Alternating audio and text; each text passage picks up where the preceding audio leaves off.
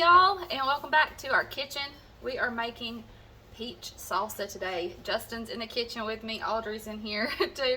Justin volunteered himself to help can peach salsa. So that's what we're going to do today, and we're going to share it with you. We've got some stuff from our garden. The tomatoes have just started to get ripe, but I have some from the garden. We got some from the store too.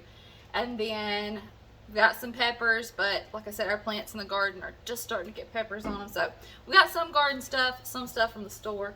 We got our peaches at Peach Park on the way home from vacation. So I wanted to make some peach salsa. We made some, was it 2 years ago that we made peach salsa? I think, and canned some, and it was really good. So we're gonna make some again. Justin washed the jars for us and got them sterilizing in the oven. I just like to put them in the oven. I cut it on 250 and then I just leave them in here for at least 15 to 20 minutes, but while we're getting everything else ready, and they'll be sterilized. Those are pint jars that we're going to use today. I will be sure to link the recipe down in the description box, but I'll also talk to you about it as we make it. So we're going to start by peeling about 8 tomatoes and 8 peaches. We did decide to blanch the tomatoes. I'll show you that process. But for the peaches, since they were already pretty ripe and getting a little bit soft, I decided we should probably just peel them, and Audrey was willing to help out. So she started peeling the peaches. Now for the tomatoes, what we did was we put them in some boiling water for about 20 or 30 seconds, move them over to some ice water, and as you can see, the skin just peels right off. You could do this with your peaches as well, but like I said, ours were already pretty ripe and getting pretty soft, so I didn't think we needed to do that. So after you blanch those and then cool them down, or boil them, cool them down, the skin just peels right off. And Audrey was showing Huddy here how to do it. He was excited to help. And just like that, the skin slides right off. There's our bowl of tomatoes. We have a couple of different varieties of tomatoes in there and our peaches. I kept helping the kids with the peaches and the tomatoes, and Justin started chopping up some other things that we needed. He's working on a sweet pepper, a red bell pepper here. You can dice these up however you like. We like our salsa pretty chunky, but you do it how you like it. You could even use an immersion blender on this after you had it heated up if you wanted to, if you liked a real thin salsa. We like chunky salsa around here. So he got that red bell pepper diced up. Now he's working on this red onion, purple onion, whatever you want to call it. Same thing, just kind of dicing that up. And then he's going to work on the jalapenos. We are using 4 jalapenos. And y'all, I promise I helped. I promise I did.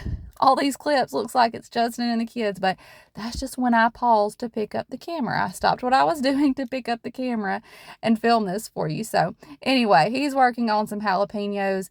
We did decide to go ahead and take the seeds out of them just so it would be a little bit more mild for the kiddos.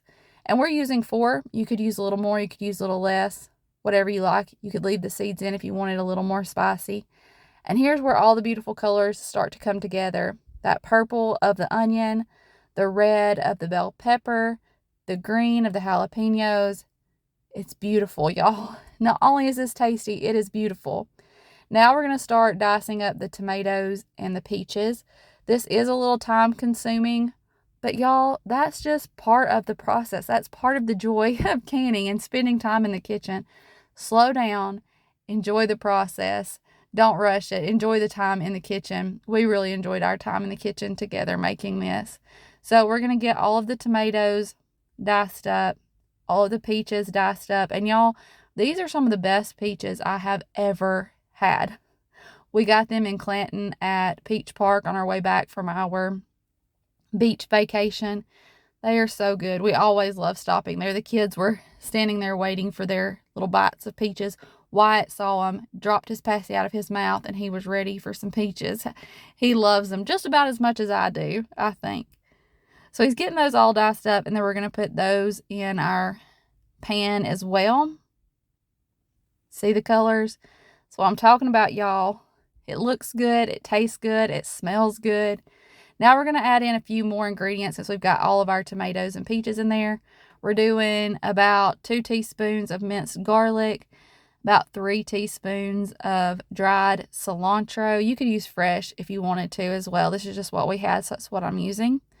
Then a 1/4 cup of honey.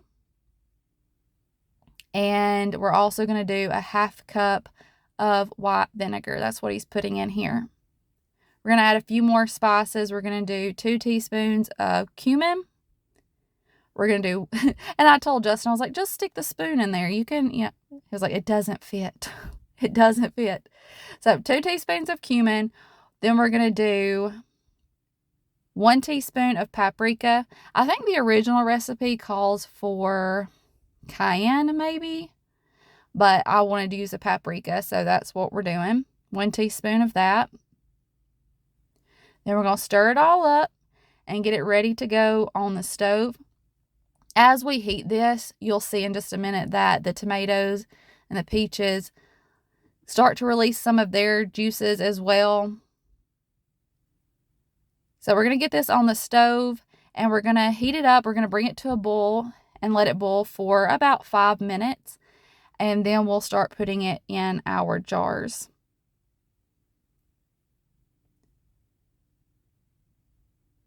There it is on the stove, and you can kind of see there that there's some extra liquid in there now that has come from the tomatoes and the peaches. Like I said, we're going to bring that to a boil it for about 5 minutes, and then start putting it in our jars. At this point, once you've boiled it, you could also use an immersion blender and make this a little more liquidy, a little bit more fine, a little more thin if that's what you like. Just be careful because it's hot. Everything's hot here. Your sauce is hot. Your jars are hot. My flats are hot. I know that that's kind of one of those things now that some people say you don't have to do. You don't have to heat your flats. I still do it. So that's what's in that little pot back behind the salsa. We're putting this in the jars, or Justin's putting it in the jars. I was waiting patiently to wipe rims and put on rings. But we're leaving about a 1/2 inch of head space at the top. We're also using that little tool there to kind of release any bubbles. Wiping the rims just to make sure there's nothing there that would prevent a good seal. Putting on those flats. And then we'll put the rings on, and we're just going to put them kind of fingertip tightened. Letting Justin handle all that hot liquid over there. Be careful putting these on though, because like I said, everything's hot. If you touch your jar, it's going to be hot, so be careful. Then we're going to put them in the water bath canner. We ended up with 7 pints. I love having this water bath canner. It's so very nice to be able to have and be able to use. You could use just a tall pot. So if you don't have a water bath canner, you can use any pot as long as you can cover the top of your jars with about 1 inch or so of water. We're going to get these in here. I already have some water in there and had it started heating up. Get a little head start because you do start your timer once it starts boiling. So I was kind of getting a head start on heating that water. I'm going to lower those down in there. We did have to add a little extra water just to make sure those lids were completely covered by about 1 inch of water. Then once it starts boiling, we're going to process these for 10 minutes. Check your altitude. If you are at a different altitude, you may have to adjust that time a little bit, but 10 minutes, we're going to take those out and see how beautiful and lovely they are. We're going to leave them here for about 24 hours, make sure everything seals, make sure that little button on the top suctions down. If anything doesn't seal, we'll put it in the refrigerator, but there it is. It's beautiful. There was a little bit left over and I snacked on it and it was delicious. And that's how we made our peach salsa. It made 7 pint jars and there was a little bit left over. One of them just sealed. There was a little bit left over and I ate some of it and it's delicious. It's very good. So now we just got to wait on them to seal. We'll leave them sitting here for about 24 hours. Make sure the little button on the top of all of them suctions down. And then they can go in the pantry. If one happens to not seal, we'll just put it in the refrigerator and that'll be the one that we eat first. Alright, we'll close this one out Thank you for hanging out with us today. We love you. We appreciate you, and we'll see you in the next one. Bye, y'all. You want to tell them bye? Adios, amigos.